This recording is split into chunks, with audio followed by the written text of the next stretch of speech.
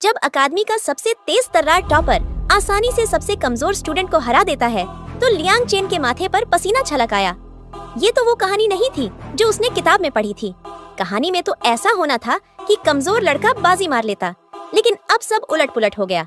कहीं ऐसा तो नहीं कि लियांग चेन के अकादमी में रहने की वजह से ये सब बदल गया। 2.5 हफ्ते पहले की बात है जब लियांग चेन अचानक इस गेम के तीसरे दर्जे के खलनायक में बदल गया।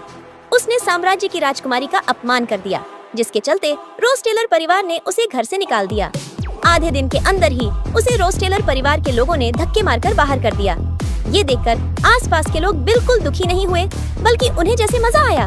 उनके लिए लियांग चेन यानी एड एक ऐसा शख्स था जो कुलीनों के लिए शर्मिंदगी का सबब था। सचमुच कितना बदनसीब था वो।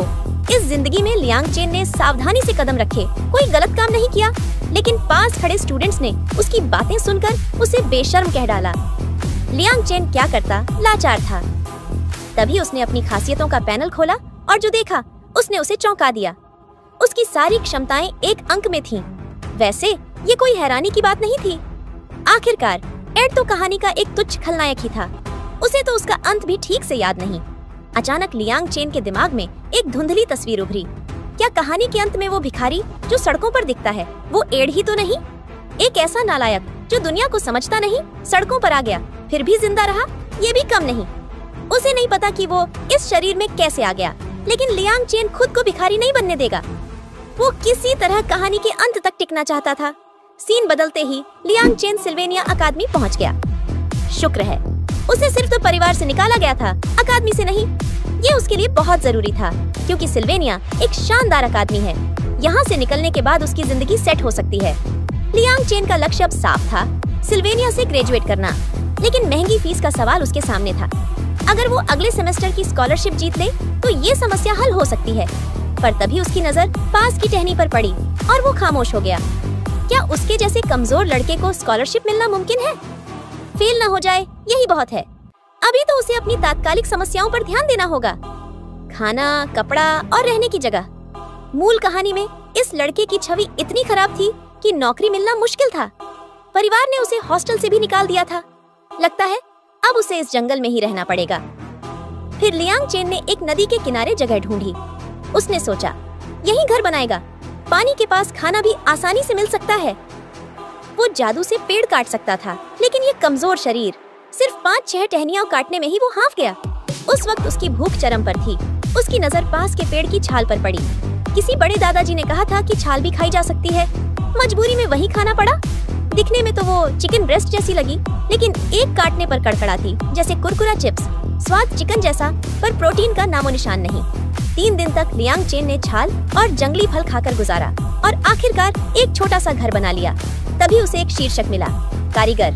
उसने सोचा शायद एड को जादू से ज्यादा कारीगरी सूट करती है। फिर उसने एक साधारण मछली पकड़ने का औजार बनाया। उसे मछली खानी थी। जल्दी ही उसने 2 छोटी मछलियां पकड़ लीं। भले ही छोटी थीं, लेकिन दांतों में फंसने के लिए काफी थीं। स्कूल शुरू होने में अभी 1 हफ्ता बाकी था। अगर वो ऐसे ही टिका रहा तो सब ठीक हो सकता है। लेकिन तभी एक लड़की की एंट्री ने लियांग चेन की शांत जिंदगी में भूचाल ला दिया। अरे नहीं, वो एक जरूरी बात भूल गया, मुख्य किरदारों का होना। उसे नहीं पता था कि वो यहाँ उससे टकरा जाएगा। राजकुमारी पेनिया, वही जिसने एड को हॉस्टल से निकलवाया था। एड रोज टेलर इस गेम का शुरुआती खलनायक था। उसने अपनी कुलीनता का इस्तेमाल करके नायक के बचपन की दोस्त को परेशान किया। भले ही उसे बुरी तरह पीटा गया, लेकिन एड ने हार नहीं मानी और उसका बदला लेने का मन बनाया। सिल्वेनिया की प्रवेश परीक्षा में उसने नायक की नजरों को धोखा देने की कोशिश की, लेकिन छिपी हुई पहचान के साथ परीक्षा देने आई। साम्राज्य की तीसरी राजकुमारी पेनिया ने अपनी सच्चाई की आंख से झूठ को भांप लिया। बस अभी से एड अकादमी का सबसे नफरत किया जाने वाला शख्स बन गया और अब लियांग चेन उससे टकरा गया, जिससे उसे सबसे ज्यादा बचना था। वो यहाँ इसलिए आई थी कि वो खुद स्कूल छोड़ दे। हालांकि उसकी नजर उसकी जल रही मछली पर थी। वो 3 दिन से भूखा था, लेकिन अब उसके सामने उससे भी बड़ी मुसीबत थी। ये पेनिया नाम की लड़की, वो सचमुच उसे स्कूल से निकलवा सकती थी। लियांग चेन ने सोचा अगर ऐसा है तो क्यों न उसे एक झटके में एक ऊंची राजकुमारी इस ठंडे जंगल में अकेली, क्या उसे खतरा नहीं लगता? उसकी बात सुनते ही पेनिया तुरंत सतर्क हो गई। उसे लगा लियांग चेन उस पर हमला करने वाला है, लेकिन उसने उसका सबसे सच्चा धन्यवाद दिया। पेनिया ने अपनी सच्चाई की आंख का इस्तेमाल किया और उसे गहरा झटका लगा, क्योंकि उसकी आंखों ने कोई झूठ नहीं पकड़ा। उसका चेहरा देखकर लग रहा था कि वो हैरान थी, और हो भी क्यों ना, लियांग चेन ने तो सच ही बोला था। रोज टेलर परिवार एक ताकतवर खानदान था, लेकिन वो आम लोगों को दबाता था और अमृता के लिए मानव प्रयोग तक करता था। आखिरकार नायक ने इस कचरा गिरोह को खत्म कर दिया। परिवार के लोग या तो फांसी चढ़े या जेल गए, लेकिन एड को इस वजह से फायदा हुआ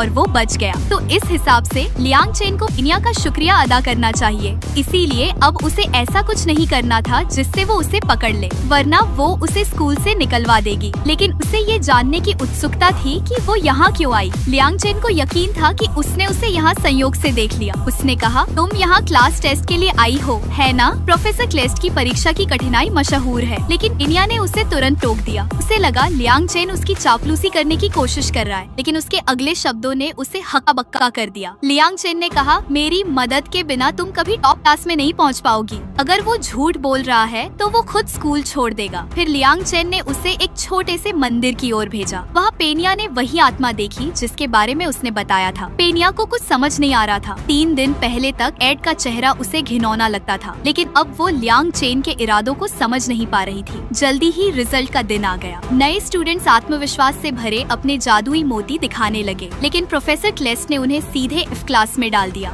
ये टेस्ट सिर्फ मोती ढूंढने का नहीं था, बल्कि मोती की क्वालिटी का था। सिर्फ वही लोग टॉप क्लास में जा सकते थे जिनके मोती में जादू की मात्रा सबसे कम हो। हम जादू वाले मोती से किसी की जादुई संवेदनशीलता का पता चलता है। इस बार सिर्फ 3 लोग टॉप क्लास में गए, जेस, टोटल और जिसने गार्जियन ट्री से मोती लिया वो बना नया टॉपर। उधर दूसरी तरफ लियांग चेन अपने साधारण औजारों से मछली पकड़ रहा था। पेनिया ने सालों से ढेरों चालबाज और धोखेबाज देखे थे। उसकी सच्चाई की आंख के सामने लियांग चेन झूठ नहीं बोल सका था, इसलिए उसने उसे सच्ची जानकारी दी। लेकिन अगर पेनिया टॉप क्लास में चली गई तो मूल कहानी में वो F क्लास में जाने वाली थी, वो बदल जाएगी। और अगर वो टॉप क्लास में गई तो पूरी कहानी का ढांचा ही बदल जाएगा। भले ही लियांग चेन को स्कूल से निकाला न जाए, लेकिन उसकी सारी जानकारी बेकार हो जाएगी। लेकिन चीजें वैसी नहीं हुई जैसा लियांग चेन ने सोचा था, क्योंकि नया टॉपर वही रहा, लूसी मेरिल। दरअसल पेनिया ने पुष्टि कर ली कि लियांग चेन ने झूठ नहीं बोला, लेकिन उसने उसकी मदद स्वीकार नहीं की। उसने अपनी पहचान छिपाकर परीक्षा दी थी, क्योंकि उसे खास व्यवहार नहीं चाहिए था। इसीलिए वो उस मोती को स्वीकार नहीं कर सकी, क्योंकि ये उसका जवाब नहीं था। बाद में पेनिया को दयालु राजकुमारी का खिताब मिला।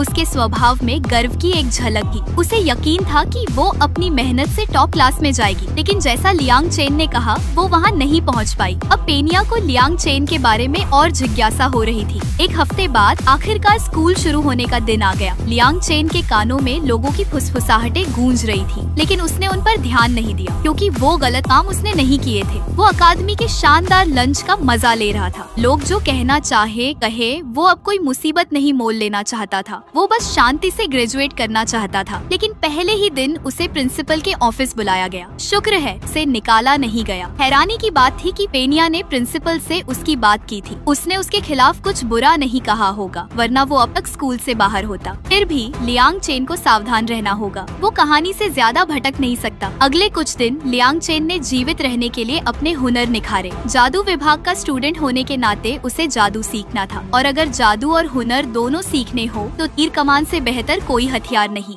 जैसे जैसे उसके हुनर बेहतर हुए, उसने अच्छे तीर बनाना शुरू किया। बाद में वो इन तीरों पर जादू या मानसिक हमले डाल सकेगा। तभी एक गुलाबी बालों वाली लड़की उसके सामने आई। ये थी दूसरी कक्षा की टॉपर, जीनियस जादूगरनी येनिका। येनिका ने उसे देखते ही नमस्ते कहा, लेकिन उसे कैसे पता कि लियांग चेन यहाँ है? फिर उसे पता चला कि उसकी हर हरकत इस जंगल की रक्षक मर्यादा की नजरों में थी। वो उसके लिए एक अनचाहा मेहमान था। और सचमुच लियांग चेन ने ढेर सारे पेड़ काटे थे और कई छोटे जानवर भी खाए थे, लेकिन येनिका ने उसे चिंता न करने को कहा। आखिरकार ये प्रकृति का नियम था। उसे नहीं लगा था कि वो भेड़िया इतना नरम दिल होगा। फिर येनिका ने कुछ निकाला। उसके हाथ में था एक जादुई प्राणी जिसे उसने कल ही अपने साथ जोड़ा था। उसने पूछा, क्या तुम इसे छूना चाहोगे? अगर लियांग चेन येनिका से दोस्ती करना चाहता तो बस थोड़ा साथ देना काफी था, लेकिन वो ऐसा नहीं कर सकता था। उसने साफ मना कर दिया। उसने कहा, मैंने कुछ नहीं देखा। फिर एक छोटी सी विदाई के बाद वो वहाँ से चला गया। अगर सब कुछ मूल कहानी के हिसाब से चले तो लियांग चेन को पहले से सारी जानकारी रहेगी। येनिका कहानी में एक अहम किरदार थी और उसे पास रखना उसके लिए खतरनाक था। उसकी पीठ को देखते हुए येनिका को वो और दिलचस्प लगने लगा। जैसा मर्यादा ने कहा था, लियांग चेन एक मजेदार इंसान था, लेकिन एक बात की थी, वो सचमुच उसकी मौजूदगी को देख नहीं पा रही थी। येनिका को थोड़ा गुस्सा आया। उसने इतनी गर्मजोशी दिखाई थी, लेकिन लियांग चेन ने सिर्फ सादा जवाब दिया। फिर भी वो ज्यादा उलझी नहीं। आखिरकार भविष्य में मिलने के कई मौके होंगे। लियांग चेन, तुम असल में हो क्या? लियांग चेन का घर स्कूल की इमारत से बहुत दूर था। उसे हर दिन सुबह जल्दी उठना पड़ता था ताकि समय पर पहुंच सके। रोज स्कूल आने जाने से ही उसकी क्षमताएं बढ़ रही थीं। स्कॉलरशिप के लिए उसे जी जान से पढ़ना था। घर लौटते वक्त पसीने से भीगे कपड़े धोने पड़ते, लेकिन उसका दिन यही खत्म नहीं होता था। उसे लकड़ी, पीने का पानी और अगले दिन के खाने के लिए मांस जुटाना पड़ता था। लेकिन अब उसकी चिंता थी उसके पीछे लगी वो छाया। उसने कहा, तुम कब तक मेरा पीछा करोगी? तुम्हें नहीं पता मैं कौन हूँ? मैं लियांग चेन हूँ, अकादमी का सबसे बदनाम तीसरा दर्जा का शख्स। लेकिन येनिका जरा भी नहीं डरी। उसने कहा, ये तो लोग तुम्हारे बारे में कहते हैं, मैं तुम्हें बिल्कुल नहीं जानती। उसकी बात सुनकर लियांग चेन के माथे पर पसीना आ गया। येनिका ऐसी ही थी, बाहर से भोली भाली, लेकिन अंदर से कोई उससे ज्यादा समझदार नहीं। लियांग चेन जानता था कि इस लड़की का भविष्य क्या है, इसलिए वो उसके साथ हंसकर बात नहीं कर सकता था। आखिरकार वो पहली चैप्टर की आखिरी बॉस थी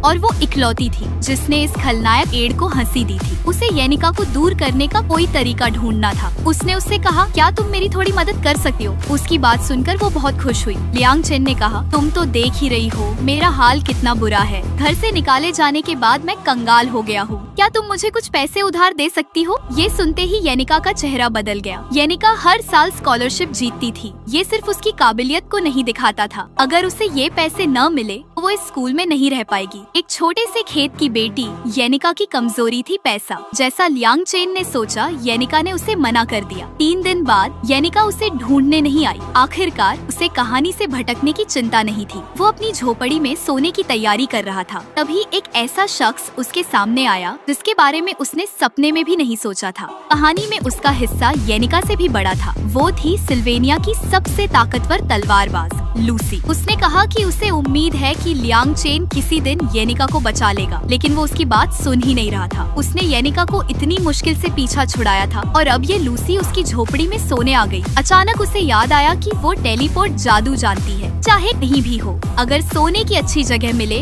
लूसी वहाँ पहुँच सकती थी। तो उसकी झोपड़ी उसके लिए दूर नहीं थी। उसे न तो हरा सकता था, न ही कुछ कह सकता था, बस चुपचाप सहना पड़ा। अगले दिन लूसी फिर वही थी, उसकी झोपड़ी के सामने लेटी हुई। सोने के लिए उसने 5-6 बड़े जादू इस्तेमाल किए। अगर ये राक्षसी यहाँ रुकी तो कहानी से भटकना तय था, और उसकी बात वो सुनती ही नहीं थी। लियांग चेन ने कई गाइड्स पढ़ी थी और सिर्फ एक तरीका था जिससे उसे रोका जा सकता था। उसने लूसी से कहा, मैं अभी रास्ते में ओफेलिया हॉल की एक औरत से मिला था। ये सुनते ही लूसी के पसीने छूट गए। वो बिना कुछ कहे भाग खड़ी हुई। ये तो तुरंत असर कर गया। लूसी उस औरत से बचने के लिए, जो उसकी माँ की तरह ख्याल रखती, हर वक्त छुपती फिरती थी। वो उसके यहाँ सिर्फ 2 दिन रही। शायद कोई दिक्कत नहीं होगी, लेकिन कुछ दिन बाद लियांग चेन को एहसास हुआ कि उसने बहुत आसानी से सोच लिया था। एक संयुक्त अभ्यास में एक बाद एक मुकाबले हो रहे थे। इस आयोजन में ज्यादातर बड़े किरदार शामिल थे। दयालु राजकुमारी पेनिया, सुनहरी लड़की रोटेल, जंगल का योद्धा जेस,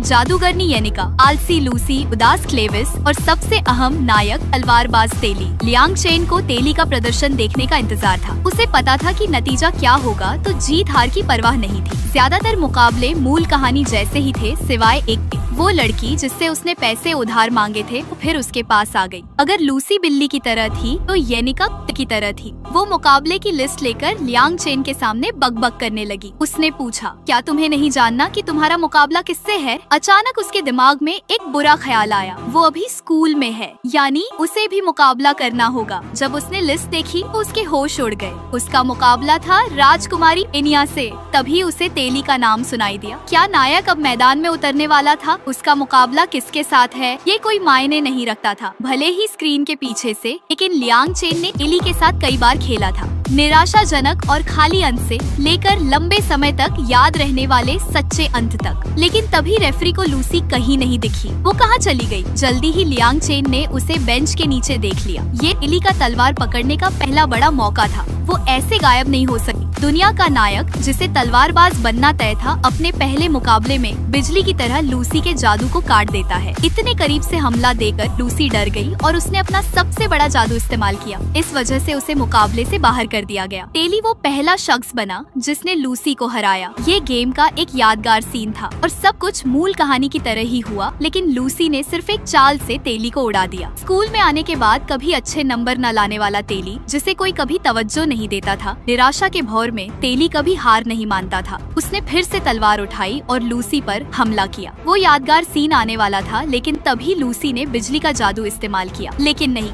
चीजें वैसी नहीं हुई जैसा लियांग चेन ने सोचा था, क्योंकि लूसी ने हवा का जादू इस्तेमाल किया और टेली उस जादू के कब्जे में आ गया। जैसे ही लूसी ने जादू को और तेज किया, टेली हवा में उड़ गया। ये क्या हो रहा था? लूसी ने हवा का जादू कैसे इस्तेमाल किया?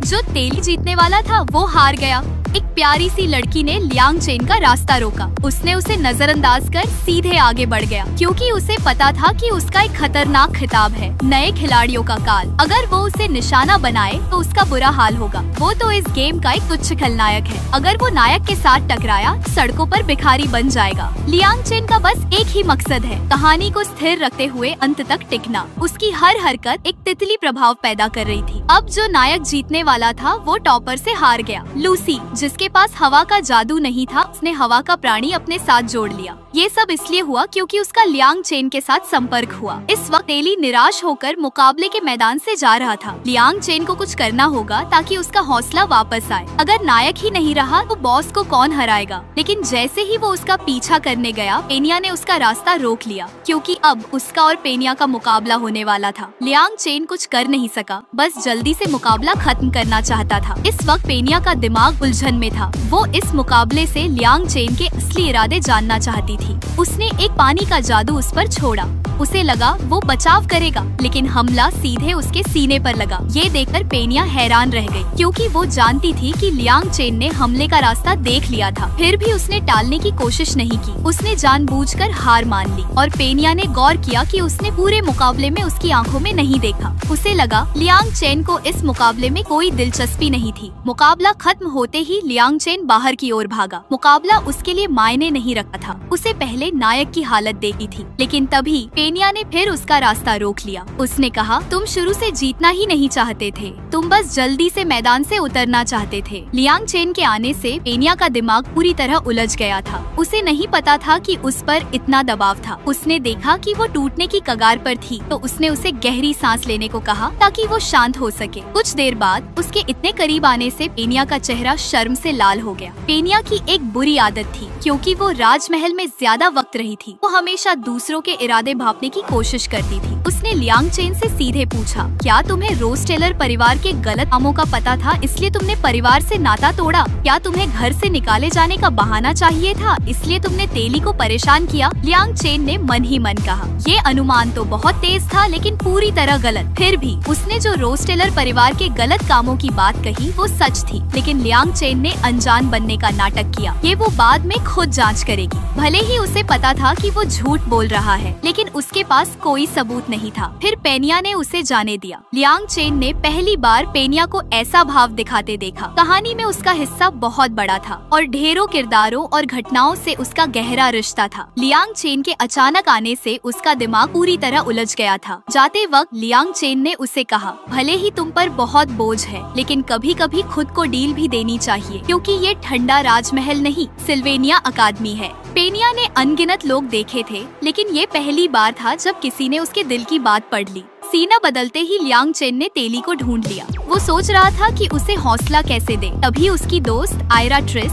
सामने आ गई। ये गेम की मुख्य नायिका थी। उसे लगा लियांग चेन फिर टेली को तंग करने आया है। ये देखकर वो ठिठक गया, लेकिन टेली फिर से उठ खड़ी हुई। जब तक आयरा थी, टेली हमेशा दोबारा खड़ी हो सकती थी। लियांग चेन के आने पर टेली को लगा वो कोई चाल चलने वाला है, लेकिन उसने उसकी बात नकार दी। भले ही उसने तेली को अपनी मुसीबतों का बलि का बकरा बनाया, लेकिन अब उसे राहत मिली, न कि इसीलिए कि कहानी बदल गई थी, बल्कि इसीलिए कि तेली जो उसके साथ लंबे वक्त तक थी अभी भी थी। लियांग चेन के स्टाइलिश ढंग से जाने पर दोनों हैरान रह गए। ये अचानक क्या बन रहा है? तभी एक तेज आग की लपट ने सबका ध्यान खींचा। लगता था उनका मुकाबला शुरू हो गया था। सुनहरी लड़की रोटेल और जादूगरनी येनिका का मुकाबला। ये तेली की पहली चुनौती का आखिरी बॉस था और मुकाबले का नतीजा येनिका की जीत के साथ खत्म हुआ। बुरी तरह घायल रोटेल को देखकर येनिका सोच में पड़ गई कि कहीं उसने ज्यादा सख्ती तो नहीं की। मूल कहानी से अलग तेली लूसी से हार गई थी। इस संयुक्त अभ्यास में नायिका बन गई येनिका। इसके बाद वो शायद बहुत व्यस्त रहेगी, लेकिन लियांग चेन के लिए ये अच्छी खबर थी। मुख्य किरदारों के साथ उलझने से उसका दिमाग उलझ जाता था। बिना किसी बड़े किरदार की दखल के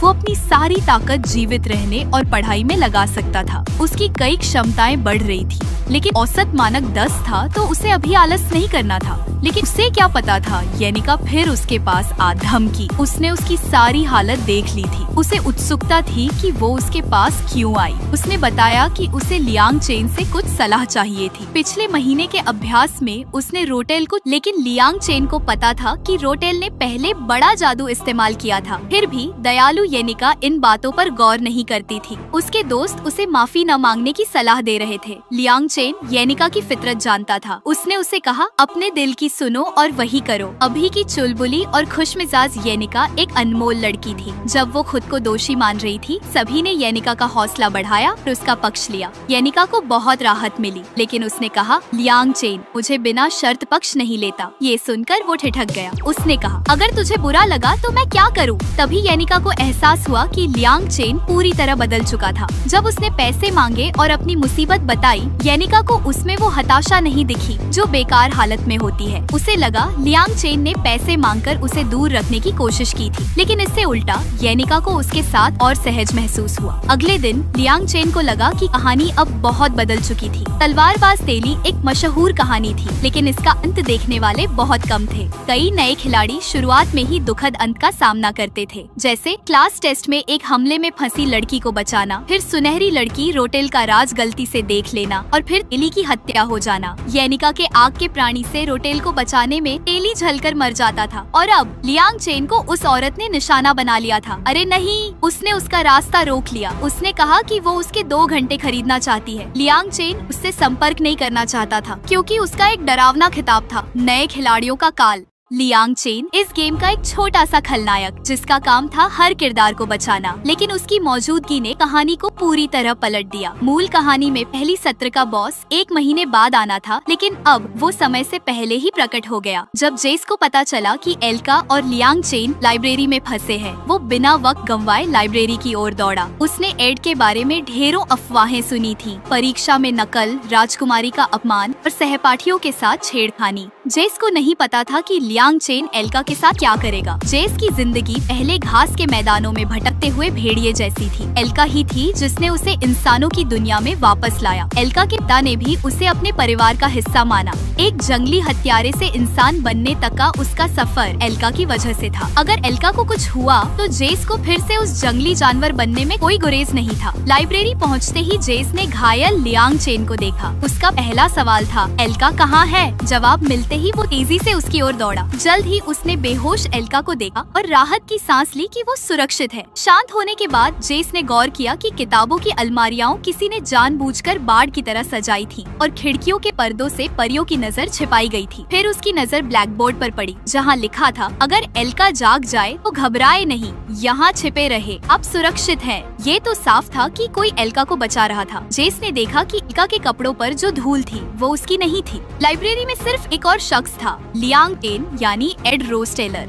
जेस हैरान था, ये कैसे मुमकिन है? कुछ घंटे पहले की बात है। लियांग चेन ने देखा कि एल्का को किताबों ने दबकर बेहोश कर दिया था। कहानी उसकी सोच से कहीं तेजी से बदल रही थी। समनिंग सर्कल को देखकर लग रहा था कि टकन की जंग शुरू हो चुकी थी। लियांग चेन को यकीन था कि तेली इस मसले को सुलझा लेगी। उसने सबसे पहले दरवाजा बंद किया ताकि उन्मादी डार्क एल्फ्स अंदर न आ सके। फिर वो अपनी छोटी सी झोपड़ी बनाने में जुट गया। शुक्र है उसके पास कुछ सूखा मांस था जो रात के खाने के काम आ सकता था। तभी उसे बाहर कुछ हलचल महसूस हुई। लगा था उन्मादी डार्क एल्फ्स अंदर घुस आए थे। सामान्य परियों को देखना मुश्किल था, लेकिन डार्क एल्फ्स बनते ही वो दिखने लगती थी। लियांग चेन के लिए ये अनुभव का मौका था। कुछ डार्क एल्फ्स को हराने के बाद उसकी अग्नि जादू 12वें स्तर पर और परी जादू 7वें स्तर पर पहुंच गया। अगर उसकी संवेदनशीलता और समझ 15 से ज्यादा हो जाए तो वो परियों के साथ समझौता कर सकता था, लेकिन अब उसमें और लड़ने की ताकत नहीं थी। तभी जेस ने उससे पूछा, तुम क्या कर रहे हो? लियांग चेन ने सच बता दिया कि वो अभ्यास कर रहा है, लेकिन इतना भोला इंसान भी उसकी बात पर यकीन नहीं करता। जेस समझ गया कि लोग एड को क्यों नहीं समझ पाते। उसके इरादे पढ़ना मुश्किल था। फिर जेस ने लियांग चेन को दिल से धन्यवाद दिया। उसने कहा कि एल्का को बचाने के लिए वो उसका हमेशा एहसानमंद रहेगा। लियांग चेन को याद आया कि एल्का जेस की प्रेमिका थी, हालांकि इसका नाम सिर्फ सेटिंग बुक में जिक्र हुआ था जो वो भूल चुका था। जेस तेली का भरोसेमंद दोस्त था और कहानी का अहम किरदार। लियांग चेन ने उसे सलाह दी कि वो स्टूडेंट काउंसिल के पास लौट जाए। उसने कहा, अगर तुम तेली की बात मानोगे तो सारी मुश्किलें हल हो जाएंगी। जेस हैरान था क्योंकि उसका तेली से सिर्फ एक बार बात हुई थी। लियांग चेन जानता था कि पहली सत्र की 9वीं चैप्टर में तेली एलिमेंट स्लैश सीखती है, जो इस सीन को पास करने की कुंजी थी। अगर तेली ये स्किल इस्तेमाल करे तो जीत पक्की थी। लियांग चेन को लग रहा था कि उसकी सलाह से कहानी पटरी पर आ जाएगी, लेकिन उसे कुछ अटपटा सा लगा। जेस और तेली अभी दोस्त क्यों नहीं बने? पहली चैप्टर में तेली और जेस का द्वंद्व होता है, जहाँ तेली को बुरी तरह हराया जाता है, लेकिन वो एलिमेंट स्लैश सीखती है और जेस के जादू को काट देती है। जेस उसकी हिम्मत को मानता है और दोनों दोस्त बन जाते हैं। लेकिन अब अंतिम चैप्टर 1 महीने पहले आ गया। जेस और तेली अभी दोस्त नहीं थे। तेली ने एलिमेंट स्लैश भी नहीं सीखा था, यानी अब कोई भी टकन को चोट नहीं पहुंचा सकता। लियांग चेन के माथे पर पसीना छलक आया। पूरी कहानी बिखर चुकी थी। जेस स्टूडेंट स्क्वायर लौटा और पेनिया से माफी मांगी। पेनिया ने उसे सजा नहीं दी। उसने कहा कि एक और इंसान के होने से भी नतीजा नहीं बदलता।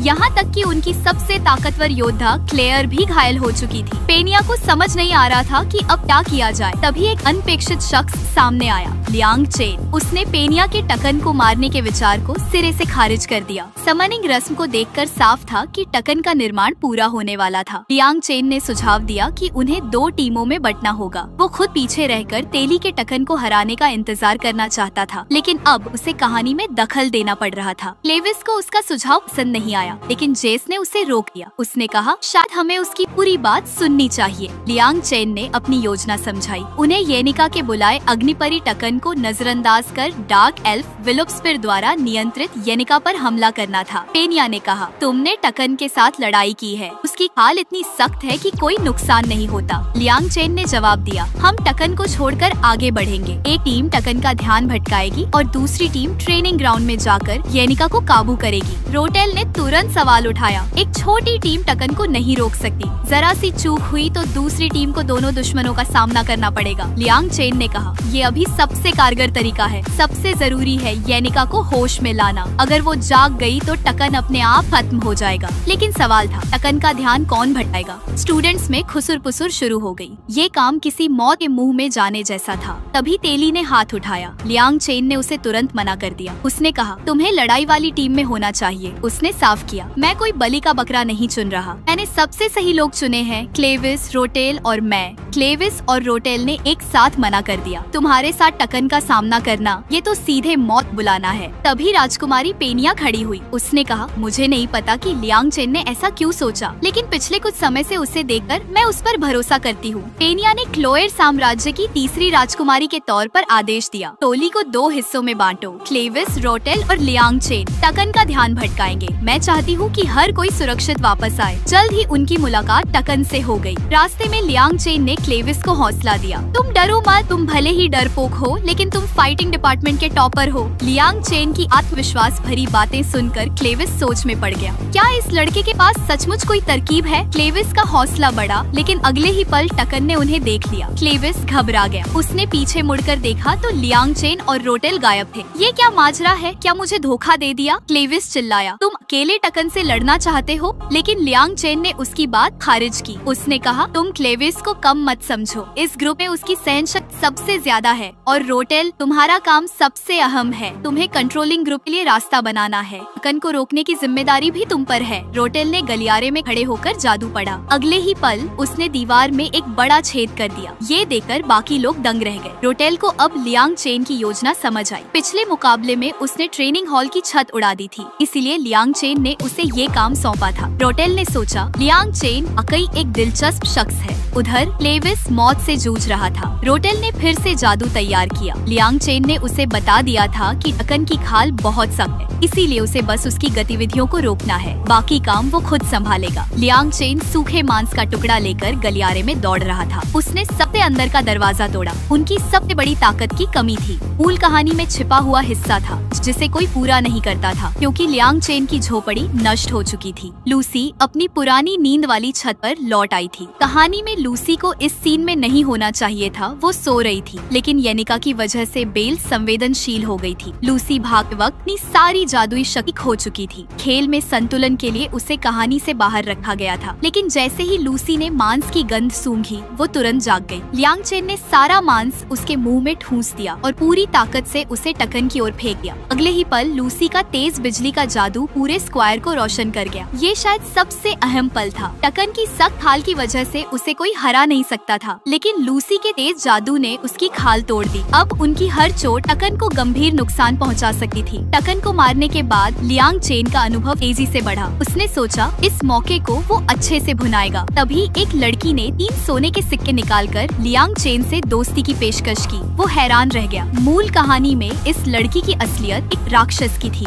ज्यादातर नए खिलाड़ी उसके रूप से धोखा खा जाते थे, इसीलिए उसे न्यूबी क्रशर कहा जाता था। बाद में वो पेनिया के साथ अकादमी का नियंत्रण हासिल करने की जंग लड़ेगी, लेकिन वो अचानक लियांग चेन के पास क्यों आई? रोटेल पेनिया से उलट शुरू से ही खलनायिका थी। कहानी के आखिरी हिस्से में उसकी असलियत सामने आती थी। उसकी तकलीफ और अकेलेपन को समझने के बाद खिलाड़ियों को पेनिया और रोटेल में से एक को चुनना पड़ता था, लेकिन लियांग चेन उसकी बातों पर भरोसा नहीं कर सकता था। अगर वो रोटेल के साथ गया तो कहानी का नियंत्रण खो देगा। रोटेल बार बार उससे मदद मांग रही थी, जैसे कोई चिपू राक्षसी, लेकिन लियांग चेन ने उसे नजरअंदाज कर दिया। उसने सोचा अगर मुझे तुम्हारी असलियत न पता होती तो शायद तुम मेरा सब कुछ छीन लेती। रोटेल ने 3 सोने के सिक्के निकाले और कहा अगर तुम येनिका को मेरी दोस्त बना दो तो ये सिक्के तुम्हारे। ये किसी के लिए पूरे महीने की कमाई थी। क्या गोल्डन गर्ल पैसे से दोस्ती खरीद रही थी? लियांग चेन के मना करने से पहले ही उसने सिक्के उसकी जेब में डाल दिए। रोटेल तेज थी। उसे एहसास था कि भविष्य में वो पेनिया के साथ अकादमी की सत्ता के लिए लड़ेगी, इसीलिए वो उससे अपने लिए साथी जुटा रही थी। अगर ये पुराना एड होता तो शायद वो सिक्के ले लेता, लेकिन लियांग चेन ने कहा चलो सहमति हुई। रोटेल के होंठों पर हल्की मुस्कान आई। उसे लगा जो लोग ऐशो आराम की जिंदगी जी चुके हैं वो गरीबी में टूट जाते हैं। थोड़े से पैसे से उनकी इज्जत खरीदी जा सकती है, लेकिन लियांग चेन ने सिक्के वापस लौटा दिए। रोटेल हैरान थी। हालांकि वो पैसे उसकी बहुत मदद कर सकते थे, लेकिन येनिका और न्यूबी क्रशर का साथ उसे भयानक लगा। उसे कहानी को और बदलने से बचना था। रोटेल को लियांग चेन की साफ इनकार से कोई शर्मिंदगी नहीं हुई। एक चतुर व्यापारी कभी मौके नहीं छोड़ता। उल्टा उसे येनिका को अपने पक्ष में करने की और इच्छा हुई। जल्द ही उसने येनिका से संयोगवश मुलाकात। रोटेल ने येनिका के स्वभाव का अध्ययन किया था। सबके लिए येनिका किसी परी कथा की नायिका जैसी थी। रोटेल उसकी ग्लानि का फायदा उठाकर उसे नियंत्रित करना चाहती थी, लेकिन उसकी योजना उतनी आसान नहीं थी। दोपहर की घटना येनिका को पहले ही पता थी।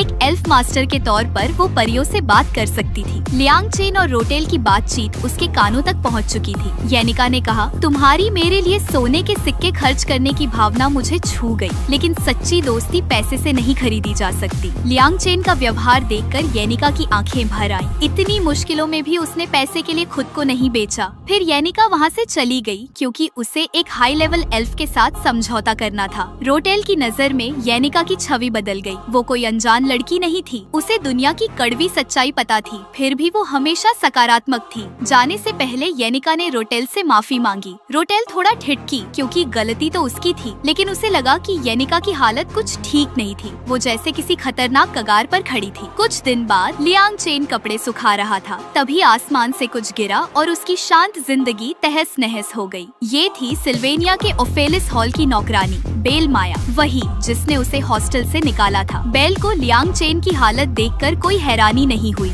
येनिका ने उसे सब बता दिया था, लेकिन उसे नहीं पता था कि लियांग चेन इतनी मुश्किल में जी रहा है। लियांग चेन का ध्यान बेल की बातों पर नहीं बल्कि उसके हाथ की टोकरी पर था। ओफेलिस हॉल की नौकरानियां स्टूडेंट्स के लिए जंगल से बेहतरीन सामग्री लाती थी। किताब में उनका जिक्र ज्यादा नहीं था, वो कहानी में छोटे किरदार थे जैसे लियांग चेन, इसीलिए उनके साथ अच्छे रिश्ते बनाने में कोई हर्ज नहीं था। उसने बेल से जंगल के खाने के बारे में पूछा, इससे उसकी जिंदगी आसान हो सकती थी। उसके पास मांस और मछली थी जिससे उसकी खाने की जरूरतें पूरी हो रही थी। भले ही वो सिर्फ 2 बुनियादी जादू जानता था, लेकिन बार बार इस्तेमाल से वो उनमें माहिर हो गया था। लकड़ी काटने और खाना बनाने में जादू का इस्तेमाल करने से उसकी जिंदगी बेहतर हो रही थी। लियांग चेन अपनी बनाई रोटी खाते हुए सूरज ढलने का नजारा देख रहा था। उसे ये शांत जिंदगी अच्छी लग रही थी। तभी उसे तेज जादुई शक्ति का एहसास हुआ जो उसकी ओर बढ़ रही थी। अगले ही पल वो हवा में उड़ गया। उसकी झोपड़ी तहस नहस हो गई थी। धुआं छटने पर उसने देखा लूसी। वो डर से कांप रही थी और बड़बड़ा रही थी, मैं मरते मरते बची।